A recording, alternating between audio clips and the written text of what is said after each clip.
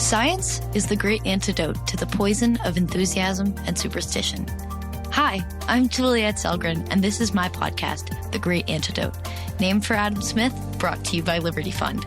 To learn more, visit www.adamsmithworks.org. Welcome back.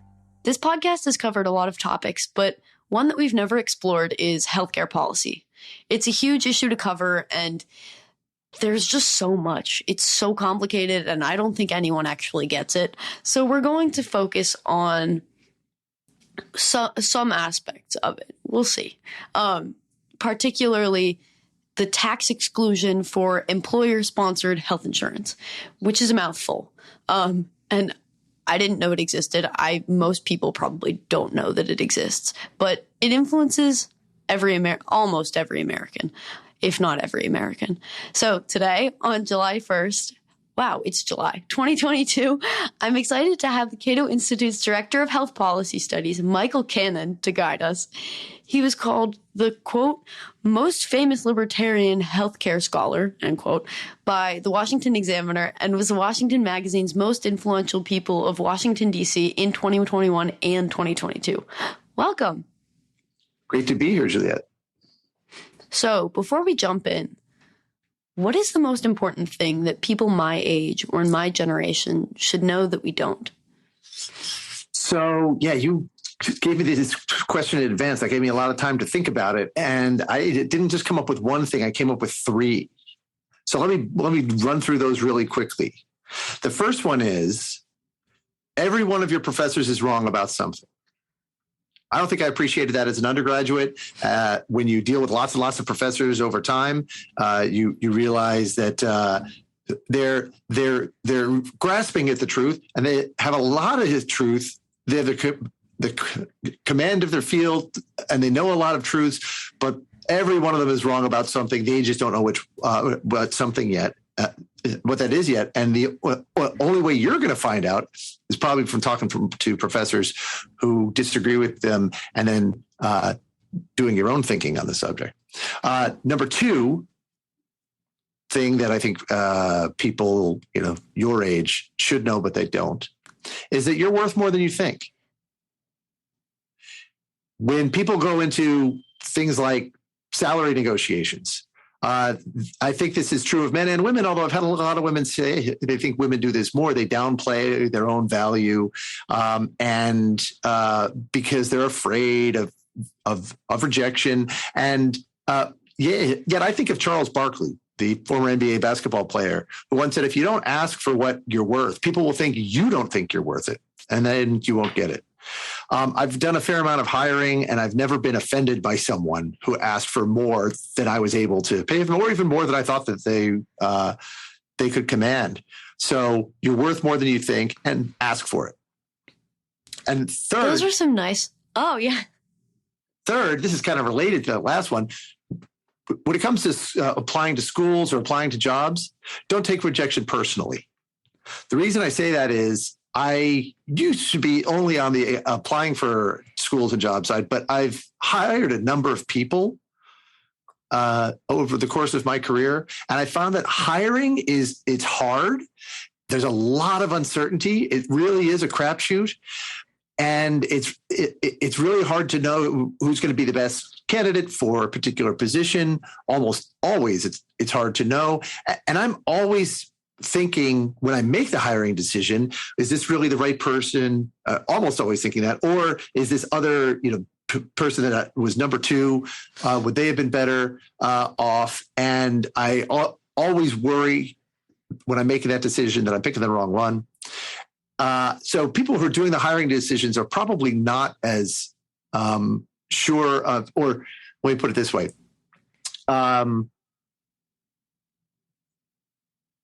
When you apply for a school or a job and you don't get it, don't take it personally, because the person on the other side of that decision, the person who's making that decision, is trying to make a decision with a lot of uncertainty. It may be thinking about you. I wonder if this was the right person after all. I wonder if this is the one that got away. And so when that happens, don't take it personally. When the rejection happens, don't think of it personally. Think of yourself as the one that got away. Awesome. Those are nice reminders, lessons, things to keep in mind. I'm glad you gave us 3. We just got some bonuses. So let's jump in. When we talk about healthcare and healthcare policy, what is it? What are we talking about? Well, first, maybe I should validate something that you said in the introduction, which is that this stuff is complicated. I've been working in health policy now for a quarter century. And I feel reasonably comfortable in my knowledge of how it all works. But I was studying health policy. I was working in health policy for about 10 years before I felt like I had a mental model that could explain everything that I was seeing and studying. Before I could, as I sometimes say, see the matrix and understand where all the pieces go and how they fit together, and how pulling this lever over here or turning that dial over there will affect all of these other variables. There's so much going on. So I offer that to say that don't feel bad that it seems overwhelming. It is very complicated, but I do think we can simplify it in a way that is useful for most people who don't think about this stuff all the time. And one way of doing that is to ask the question, as you did, what are we talking about in healthcare, and what should we care about, and how should we think about healthcare? Well,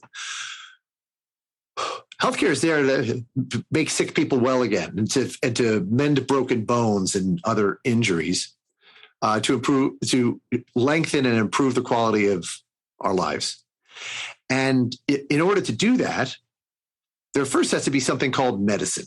You have to have the treatments that will alleviate or cure illness, that will repair injuries.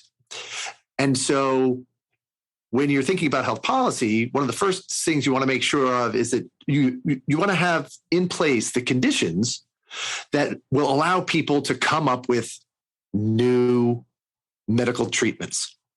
One example is there's a disease called hepatitis C. It's a really nasty disease. It's often fatal. And a few years ago, someone came up with a drug called Sovaldi that cures hepatitis C. 97% of the time, it just cures it. Before there was no cure. It was this awful chronic illness with some treatments for it, but people would have to live with it for the rest of their lives. This is a cure. We want the conditions to be in place that will allow people to produce medicine, that will discover and develop new treatments. That's number one. Number two, we want to make sure that this stuff works. And I don't just mean that the pill does what the manufacturer says that it will do. We want to make sure that we're promoting all dimensions of healthcare quality, which is, yes, the pill works, or this doctor knows how to set a bone, or when you go into a hospital for treatment, we want to make sure that the hospital helps you rather than kills you, because there's a lot of very dangerous things that can happen in a hospital. And those things actually do happen with some frequency. We can talk about that. So you want to make sure there is something called medicine. You want to make sure that it works. And then you want to make sure that as many people can get it as possible, hopefully everybody. And the most important thing there is you want to make sure the conditions are right for the conditions are in place that will drive down the prices for all sorts of medical tests and treatments and so forth. Because when you have falling prices in healthcare, that's the most important thing you can do to bring healthcare within the reach of more and more people, to bring healthcare within the reach of people today who couldn't afford it yesterday. And that's true not just in the case where people are buying medical care directly, but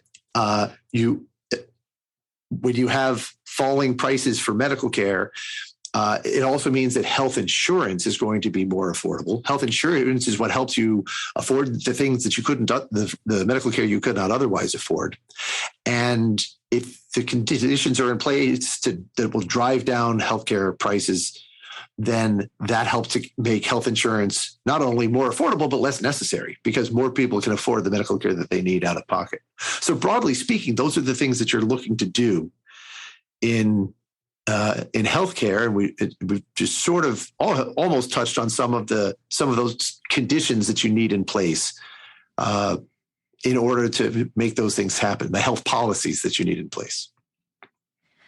I like how you called it kind of seeing the matrix. It's a good way, I think, for someone who doesn't even know anything about that sort of thing to see, oh, it takes that long. And then you reach a sort of understanding. We've seen, like, who hasn't seen The Matrix? You can kind of visualize what you probably feel when you look at all of this stuff, something that people don't really understand. It's kind of cool.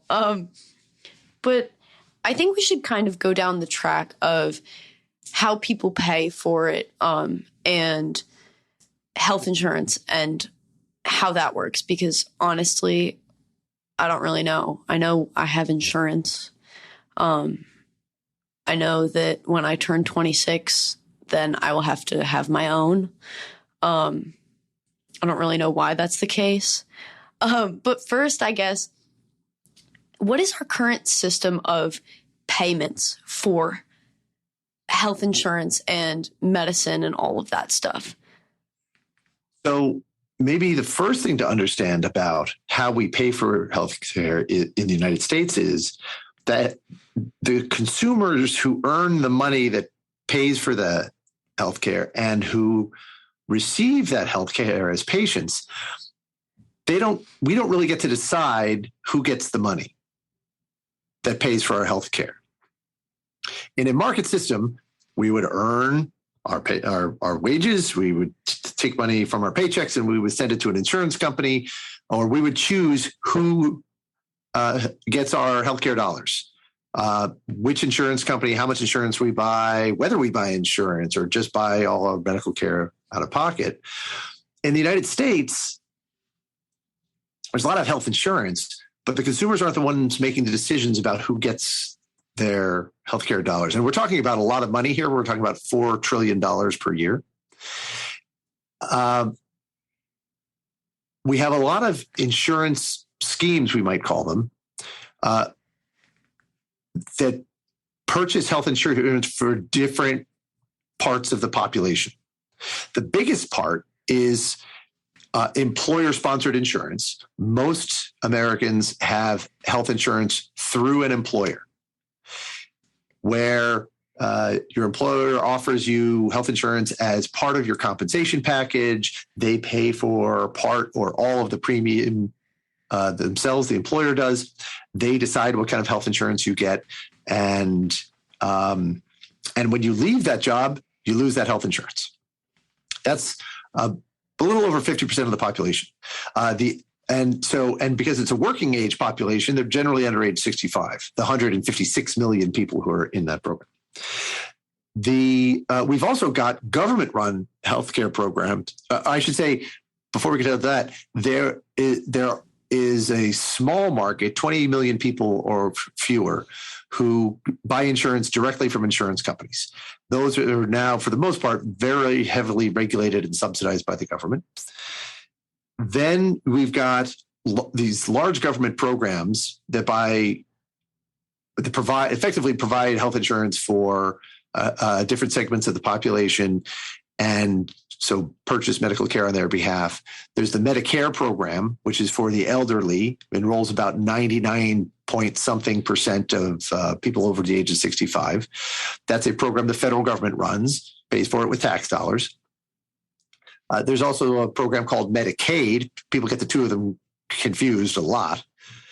And Medicaid is a program that the federal government created and provides most of the funding for, but state governments implement it. And it's a program mostly or ostensibly for low-income people who could not afford medical care on their own. And then you've got other smaller programs for different populations. You've got Veterans Health Administration for veterans. You've got the Indian Health Service for Native Americans. You also have a program for low-income children called the Children's Health Insurance Program. That is very similar to the Medicaid program. In fact, in some states, it basically is just a part of Medicaid. And I think the most important thing to understand about all of these different insurance schemes is that you don't really have a choice of whether you're going to contribute to them. Obviously, in the case of Medicare, Medicaid, these other government programs, the government is taxing you to fund them. You don't have a choice here, because if you don't pay your taxes, the government fines you and then ultimately puts you in jail if you don't pay your taxes. But even on the private side, you really don't have much of a choice, because if you don't enroll in an employer-based plan, then the government taxes you more than people who do enroll in those plans. And if you don't pay that additional tax, same thing, government fines you, ultimately sends you to jail for not doing that. So really, when it comes to the financing of healthcare in the United States, what the OECD reports is that we are among advanced nations. We have one of the highest shares of health spending that is compulsory. In other words, where the government is directing the healthcare spending in the United States. It's about 83% compulsory, and that's about the 9th highest among 30 advanced OECD nations, which sort of contradicts the conventional wisdom that the United States has a free market in healthcare. But when we talk about universal healthcare, that term is thrown around a ton, but what does that mean compared to the system that we have currently? Well, I think that's what I tried to describe at the beginning. When you got to that third feature or aspect of healthcare where you want to make sure that everyone gets it. Universal does not necessarily mean government run. It just means everyone gets it. And a lot of people think that if the government issues a guarantee of access to healthcare to everyone, well, then that means everyone's going to get it. And they think that not unreasonably, because in other countries, governments do issue that guarantee and lots of people get medical care. It's not quite that simple, though, for a number of reasons. One of them is that oftentimes in countries where the government issues those guarantees, people don't get the medical care that they need because certain ways of paying for medical care lead to shortages that, and what that means is you've got people waiting for medical care that they don't get. You've got people in the United Kingdom and in Canada who are waiting often for years, often in pain for say hip replacements or for cancer treatment. And there's some concern that has actually harmed health and led to worse health outcomes in those countries. Here in the United States, you have quasi guarantees of access to care in the employment-based health system. In the Medicare program, you have an explicit guarantee of access to care that Medicare is providing universal coverage to all seniors, heavily subsidizing that coverage. But even then, you have healthcare is not universal. It's not universal because it becomes less universal because both what the government does with respect to the employer-based system and Medicare drives up healthcare prices, makes it harder for people to access care. That makes it less universal. But it also becomes less universal when these government interventions reduce the quality of care. They increase the likelihood that when someone gets admitted to a hospital, they are going to acquire an infection, an avoidable infection, and perhaps even die from that avoidable infection.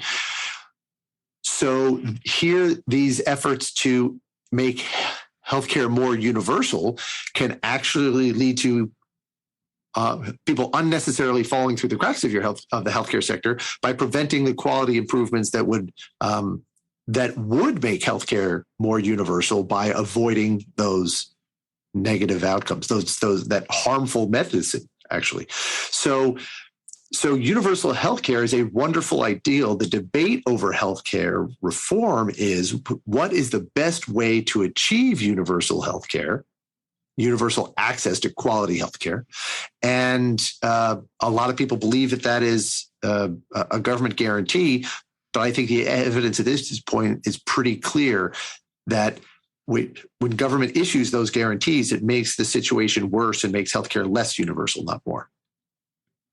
And that issue in itself and Medicare, Medicaid, actual government directly influenced spending on healthcare and all that probably deserves its own episode where we can dive into all that sort of stuff. But what gives me hope based on everything you just said is then employee-sponsored health insurance and healthcare through your employer. Can you tell us about that and how that works, what that setup is? Sure. So again, more than half of the U.S. population, about 156 million U.S. residents, get health insurance through an employer. It's either their own employer or their parents or the spouse's employer or a domestic partner's employer. And again, the employer chooses the coverage, takes money out of the worker's compensation to pay for that coverage. And that coverage disappears when you have a separation from that employer or where the employer chooses to drop the coverage. So I think employer-sponsored health insurance should be an option for anyone who wants to choose it. But right now, it's not just an option. It's not just one option among many that workers can choose.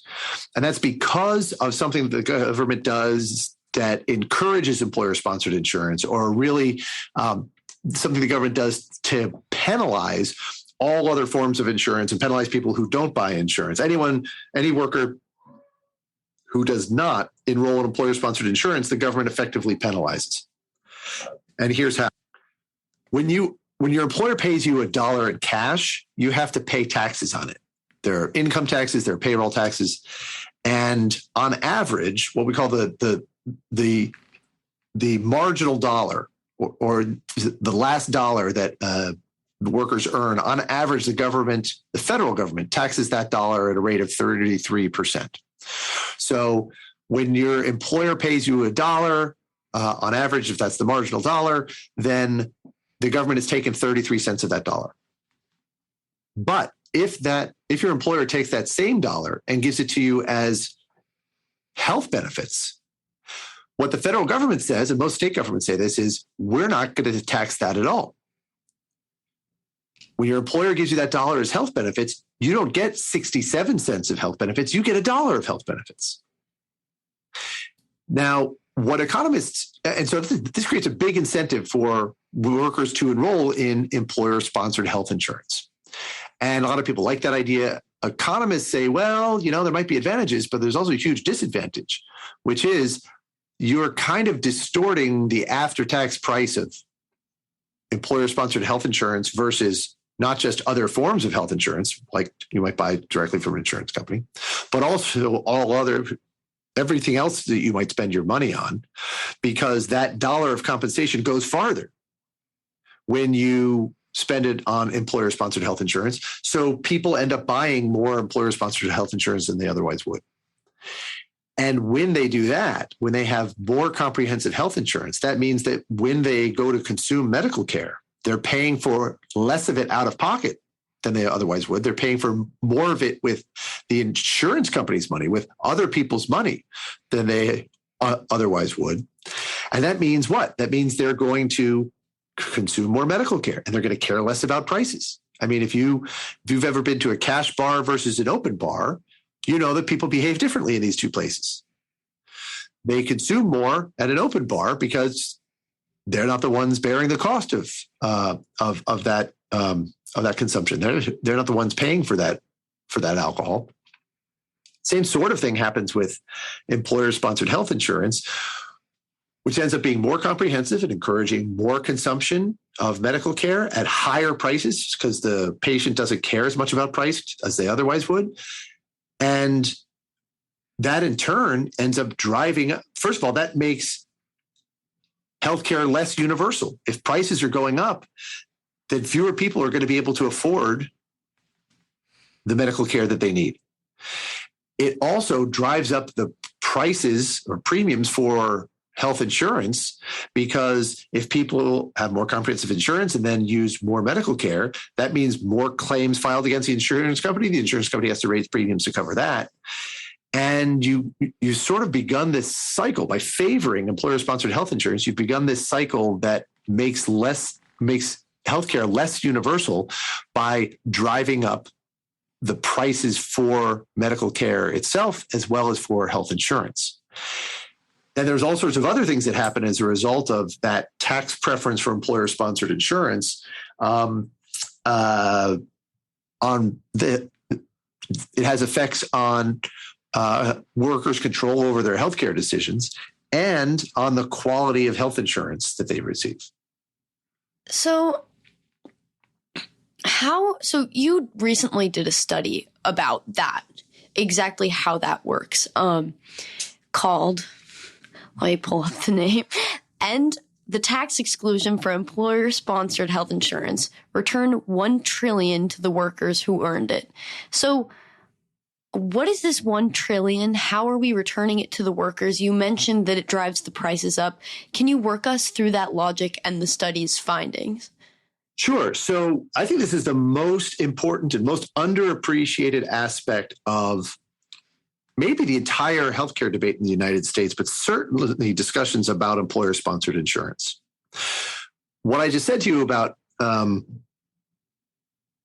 the tax differential between cash wages and employer-sponsored health insurance, that's what most economists talk about when they talk about employer-sponsored health insurance and this tax exclusion that creates the tax differential. That means that the government excludes the money your employer spends on health benefits from your income and payroll tax basis, so it's not tax. That's all that means. Mm-hmm. And but I think the most underappreciated aspect of this is that the money that the employer spends on your health benefits, that $1 I told you they could give you as cash or as health benefits, that $1 is the worker's money. The worker earned it. It's part of her compensation. But whenever people talk about, and it's not just $1, across all workers, the money that employers spend on health benefits across all workers is about $1 trillion per year. That's about a quarter of the $4 trillion that we spend on healthcare every year in the United States. So that's might not sound like a lot, but $1 trillion here, $1 trillion there. Pretty soon you're talking about real money. And whenever people in health policy talk about employer-sponsored insurance, first of all, they almost never talk about how much employers spend on health insurance. They only talk about the portion of the premium that the employee pays directly, and whether that's going up or down. So they almost never talk about the $1 trillion that employers spend, and they definitely never mention that money is not the employer's money. It's not a gift from the employer. It is the worker's earnings that the employer gets to control. And why does the employer get to control that $1 trillion of their workers' earnings? Because under the tax code, as a result of this tax exclusion that we've been talking about, if employers gave that money to workers as cash, they would have to pay taxes on it, about $350 billion in taxes, just if they wanted to control that money that drives so many of their health decisions. So while most people talk about the tax exclusion as if it were a tax break, because after all, the government isn't taxing something, What's actually happening is this tax exclusion is denying workers control of $1 trillion of their earnings and a lot of their healthcare decisions, because it is penalizing them if they want to control that $1 trillion themselves and choose their own health insurance. The government is literally penalizing health insurance choice and forcing 156 million Americans to settle for whatever health insurance their employer offers them, which is problematic in itself. But in addition to that, there's all those effects that it has on driving up prices and making healthcare less universal that way.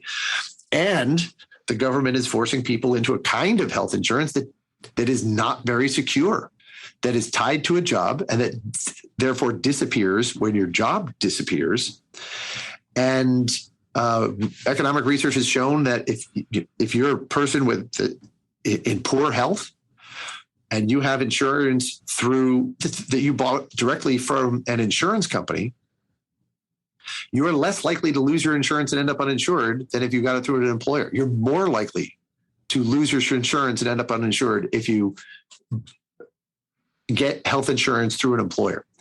So the most underappreciated part of this of this tax exclusion for employer-sponsored health insurance is that it operates more like a tax than a tax break, because it denies workers control over $1 trillion of their earnings and their health insurance decisions, and penalizes them if they try to reclaim those things.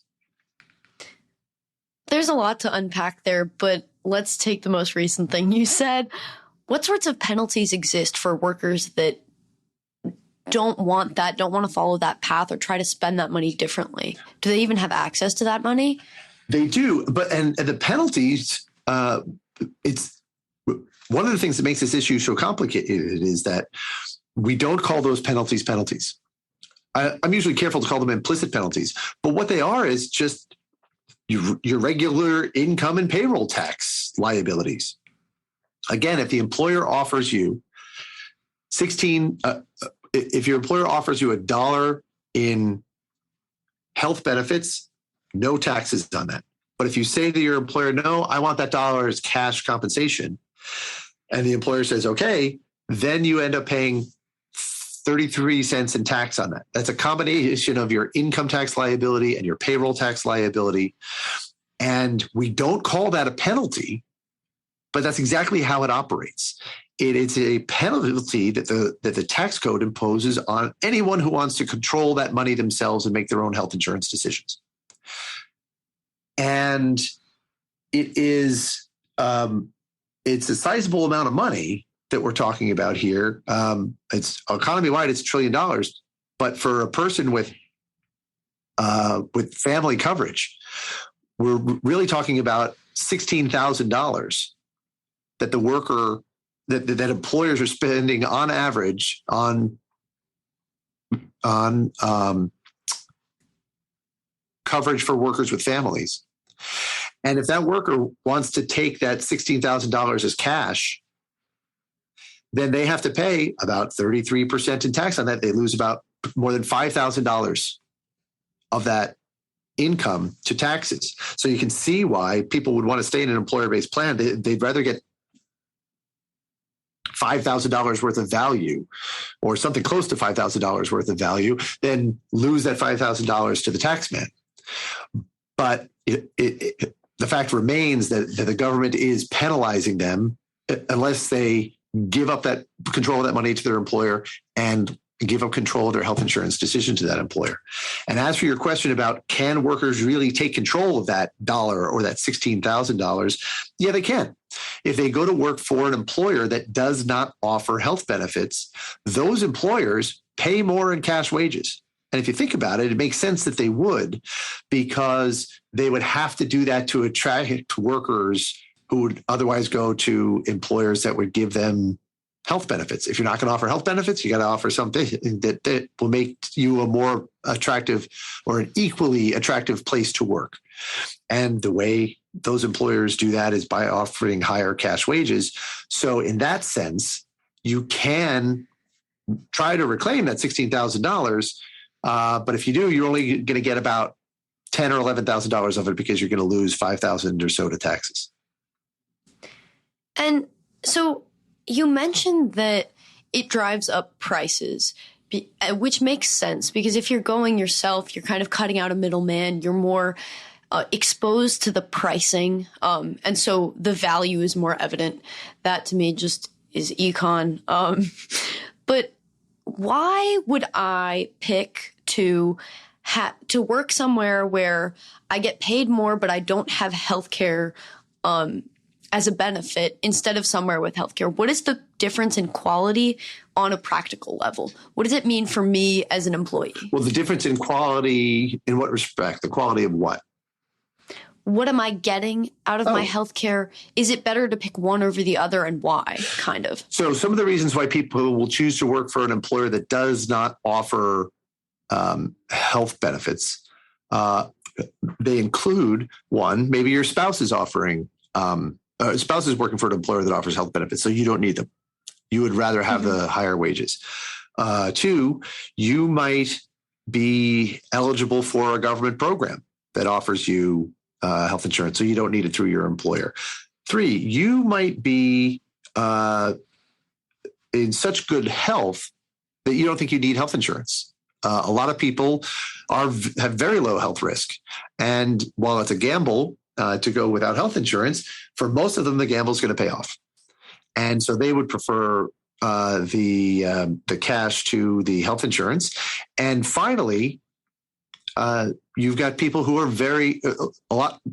people buy insurance if they're risk averse, but a lot of people are not risk averse. A lot of people are risk seeking. They like jumping out of airplanes and riding motorcycles and taking drugs and these sorts of things. And those folks might be fine assuming the risk of going without health insurance, and they might want the extra cash so they can buy motorcycles and so forth. And keep in mind that the higher the tax exclusion for employer-sponsored insurance, or the higher the government drives the prices for healthcare and health insurance, the more money people will have to give up in order to enroll in employer-sponsored health insurance, and then the more money, the greater the cash wage differential will be between employers that do and don't offer it, and so the more attractive those jobs that don't offer health insurance will look to the people in those categories I mentioned. This strikes me as something, the fact that it's tied to an employer, to me seems not great. And maybe that's because I grew up in an age where I don't know, the generation above me are millennials, and they're kind of seem to be known for jumping around jobs. I freelance here, I do this, I do that, instead of having a lifelong job where you're with the same employer your entire life. What happens to those people? It just seems not secure in a way. Well, never mind millennials. I mean, I don't mean that millennials, you're beautiful people. But let's look at Gen X for a moment. Gen X, they're middle-aged now. And a lot of them are in their early 50s. The Bureau of Labor Statistics reports that people who are, that the average American worker will change jobs a dozen times by the time they turn age 52. Wow. It used to be that when you go to work someplace, you stay there for a very long time. My father worked for IBM for 30 years, from when he was age 18 to when he was 48. And even for a little bit after that. And that's not really the norm anymore.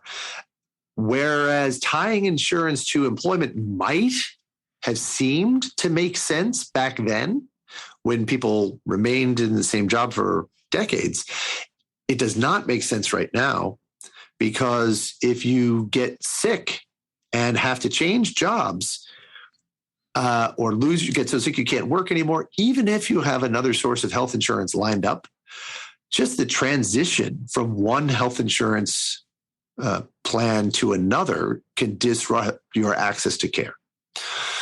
And for that reason, it makes a lot more sense. And for that reason, and other reasons, it makes a lot more sense to have an ongoing relationship with one insurer and only to make changes when it makes sense for your health and your access to care.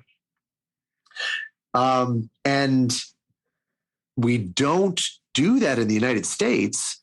Really, it's sort of because of an historical accident. We have this tax preference for employer-sponsored health insurance, not because anyone in Congress thought, hey, you know what would be a really good idea if we encourage employer-sponsored health insurance by penalizing workers if they unless they enroll in one of those plans. That conversation never happened, or at least not until the exclusion was already in place. The exclusion happened because in 1913, Congress created an income tax, and they said nothing about employee health benefits. But the bureaucrats who had to implement it said, wow, this is really complicated. Again, it's not just you, Juliet. Treasury Department bureaucrats back in the 19-teens and 20s, back when healthcare was much simpler, said that the question of taxing employee health benefits under the new income tax was so complicated, they punted. They said, we're just not going to tax health benefits at all.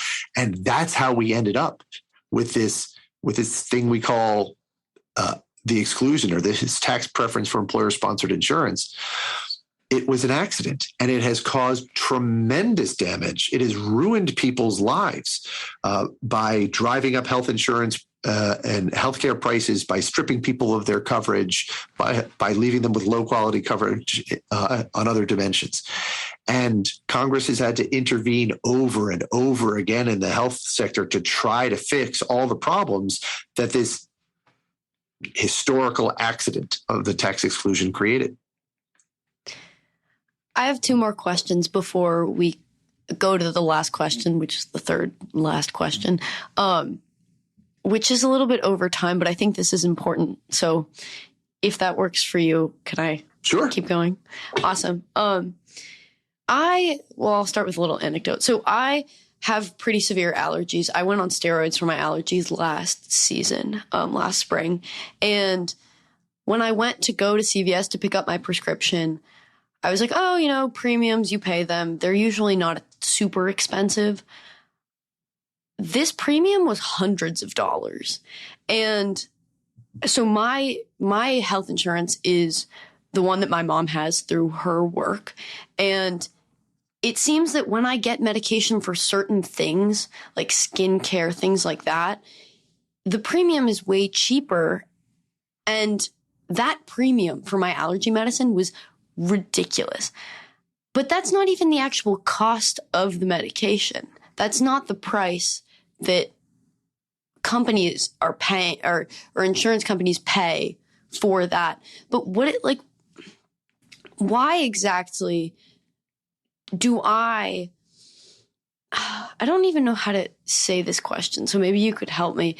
Why is it that my allergies are so bad and the health insurance I truly need is something that would cover my allergies instead of necessarily skincare or something like that? Is that related to this issue at all? The fact that my mom is paying her employer, we have kind of less of a say in what we're getting. I don't know how to phrase that. No, the question you're asking is coherent and makes sense. And the answer is yes. That is a good illustration of the dynamics that we have been describing. First, I would say, I think that when you say premiums, you mean copays. Yes, that is what I mean. Yeah, premiums are what you pay for insurance. Copays are what the portion of the price of an individual medical good or service that you pay when your insurance is paying for the rest of it. And one question that may have been formulating in your mind is, if markets are supposed to drive down healthcare prices, if competition is supposed to do that, why isn't that happening for my allergy medication? I mean, this copay is outrageous. And it wasn't even the full price. It was just what I was paying. Right. It was only a portion of it. So a couple of things about that. The most important thing to understand is that is a manifestation of what I was talking about before, where if people are heavily insured, they don't care much about price. And so producers will jack up their prices knowing that they can get away with it. Insurance companies are not very good at negotiating prices, not as good as consumers are. And so the insurance company, and so producers will jack up their prices. And the insurance company, what they are better at controlling is how much your copay is. So they may be trying to steer you away from an expensive drug by leaving you with a hefty copay. But what you're not getting is, and maybe you will go to that and that less expensive drug. Maybe it's a generic, maybe it's a competing antihistamine or steroid or whatever you're using. I was already taking the generic drug. That was the generic drug. Right. Okay. So yeah, outrageous copays for generic drugs happen too. And the primary reason for that is that when you look at who is purchasing the medical goods and services in the United States, 90 cents out of every dollar is coming from someone other than the patient. The patient, on average, is paying only it's paying only 10 cents on the dollar for the medical care that she's receiving. So the patient, and that, of course, that's an average, and so it varies. But the patient doesn't care about price nearly as much as she would if she were paying 20%, 30, 50% on average for medical care. And that is why the drug companies and other producers are able to charge the often outrageous, often, I think, unethically high prices that they do charge. And part of what's happening is they don't just want to charge your insurance company the highest price they can. They want to charge every insurance company the highest price that insurance company is willing to pay. And so often what they'll do is they will set a list price that is so high, they don't expect any insurance company to pay that. And then they'll negotiate discounts for each insurance company based on that insurance company's market clout or market power. But then when consumers go to purchase these items by themselves without insurance, they end up paying those outrageous list prices. And that doesn't just happen with drugs. It also happens especially with hospitals. That's where that's a huge problem. But drugs are an interesting example because there have been a number of studies that have found that the prices that the drug manufacturers charge insurance companies are often so high, and these are prices the insurance companies agree to, that if you go someplace else and pay for like Walmart and find the medication you need and pay cash, the price is often so much lower in the cash market that it can be lower than your copay. So that gives you an idea of how outrageously high the prices can get when insurance is paying if the cash price is less, not just lower than the insurance price, the total insurance price, but lower than the copay that the insurance company is making you pay. That means that insurance companies are not very good price negotiators. And so the reason why the cash market is usually less expensive is because then it's more of a direct line to the product supplier demander type thing. Think about that 90-10 split that I mentioned, where on average, the consumer is paying 10 cents for each dollar of medical care she receives, while someone else is paying 90 cents. Let's say it's your employer's health plan. Let's say it's the government. If I'm only paying 10% of the price for a drug, I could shop around for a lower price, but I'm only going to see 10% of the savings, and 90% of the savings from that lower price are going to go to the government rather than me. So, some people might shop around, but a lot of people are going to say, why bother? But if I'm paying 100% of the cost myself, then I'm going to get to keep 100% of the savings if I shop around. And you get a lot more shopping behavior and a lot more scrutiny of prices and even price competition when that happens. And there have been multiple studies that show this. There were some insurance companies, employer health plans, that were unable to negotiate down prices for things like hip replacements, knee replacements, shoulder arthroscopy, lead tests, CT scans, MRIs, because the producers that were providing these had so much market power, they could charge high prices. And if the insurance companies tried to exclude those providers from their insurance plan networks, their enrollees would rebel. They'd get very angry and complain to their employers. And why not? It seems like their employers' money rather than theirs. That they don't see any of the savings from those strategies themselves, at least not in a salient way. So the insurers were frustrated. What do? We can't get these prices down. The hip and knee replacements the prices range from $12,000 to $60,000, and those higher prices have nothing to do with higher quality. They're just gouging us. What do we do? Well, what they did was they did an experiment, and they said, we're going to tell patients who need hip or knee replacements that, hey, you know what? You can go to any hospital you want, and we'll pay $30,000 for your hip and knee replacement. But if you go any place that costs more than $30,000, you are paying the balance. If someplace charges you $60,000, you're paying that second $30,000 yourself. That made consumers cost conscious at the margin. It made them care about 100% of every additional dollar that the hospitals were charging them above $30,000. And you know what happened? Because they cared about the price, they began demanding price information, which hospitals often don't give out. And hospitals began giving them that price information. They did some comparison shopping across hospitals, and they changed their behavior. About a sixth of those patients switched from high-price hospitals to low-price hospitals, and that was enough to make the high-price hospitals reduce their prices by 37% over 2 years.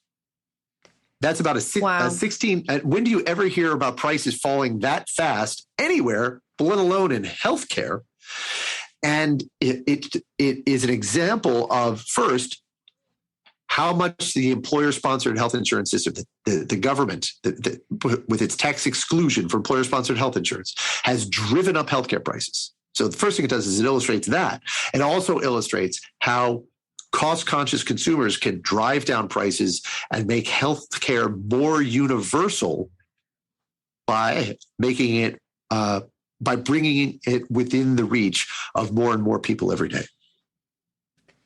So let's go on to reforms. I mean, we've seen that this seemingly small, seemingly maybe beneficial thing, the fact that it's tax excluded, we would think, okay, well, maybe it's not so big of a deal, but it has enormous consequences or results, if you want to call them that. What do we do? Can we get rid of it? If not, are there any reforms or solutions that will alleviate these problems? Most important thing we can do to bring healthcare within the reach of more people in the United States, to make healthcare more universal,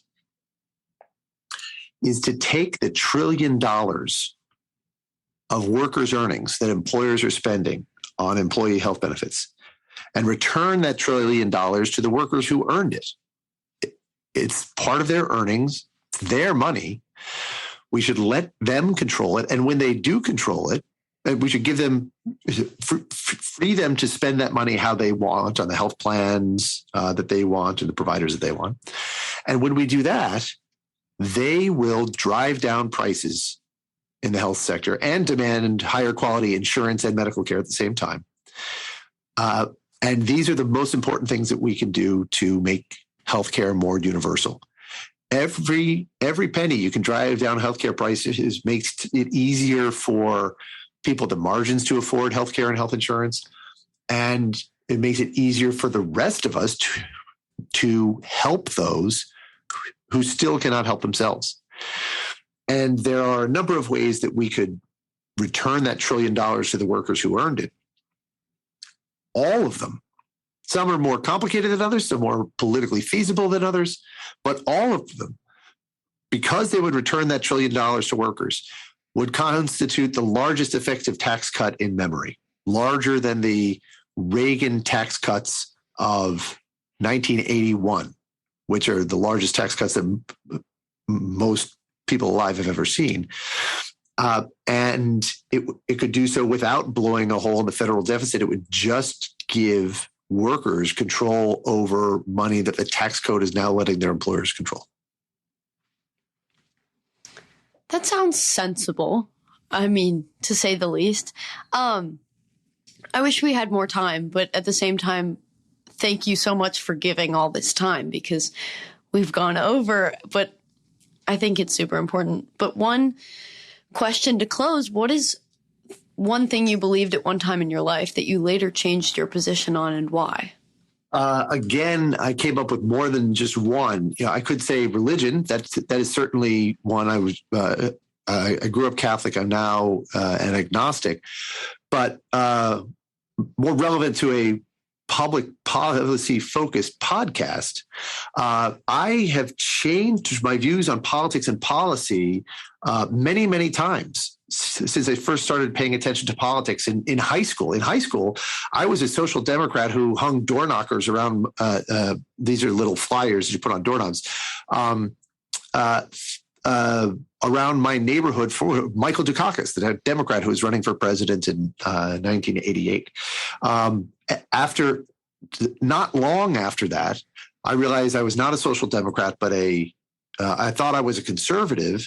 And then years after that, I realized, no, I'm not a conservative. I'm a libertarian.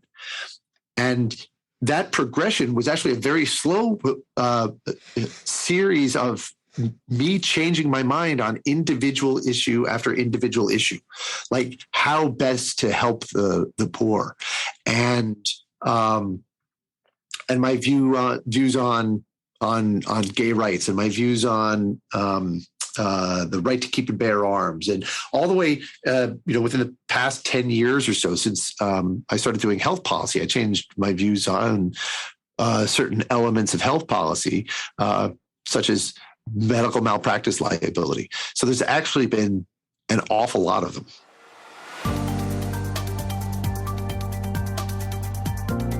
Once again, I'd like to thank my guest for their time and insight, and I'd like to thank you for listening to the Great Antidote podcast. The Great Antidote is sound engineered by Rich Goyette. If you have any questions, any guests or topic recommendations, please feel free to reach out to me at thegreatantidote@gmail.com. Thank you.